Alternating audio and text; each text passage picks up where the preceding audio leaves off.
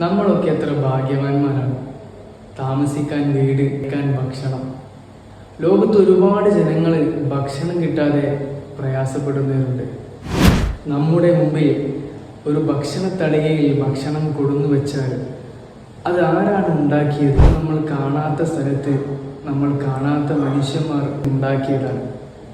അവരോട് നന്ദി പറയുകയോ അവരോട് നല്ല വാക്കുകൾ പറയുകയോ ചെയ്യാറില്ല. ഭക്ഷണം കഴിക്കുന്നതിന് മര്യാദയിൽപ്പെട്ടതാണ് ഭക്ഷണം വേസ്റ്റ് ചെയ്യരുത്, ഒരിക്കലും പാഴാക്കരുത് എന്നുള്ളത്. നിങ്ങൾ എപ്പോഴെങ്കിലും നിങ്ങൾ പട്ടിണി കിടന്നിട്ടുണ്ടോ? ചുമ്മാ ഭക്ഷണം രസമില്ല എന്ന് പറഞ്ഞുകൊണ്ട് ഒഴിവാക്കുന്ന ഒരു പട്ടിണിയല്ല. ഇനി എന്നാണ് അവർക്ക് ഭക്ഷണം കിട്ടുക എന്നുള്ള ചിന്തയിൽ ആലോചിച്ചിരിക്കുന്ന ഒരുപാട് മനുഷ്യരുണ്ട്. അതിൽപ്പെട്ടതാണ് നമ്മുടെ ഗസയിലെ മക്കൾ.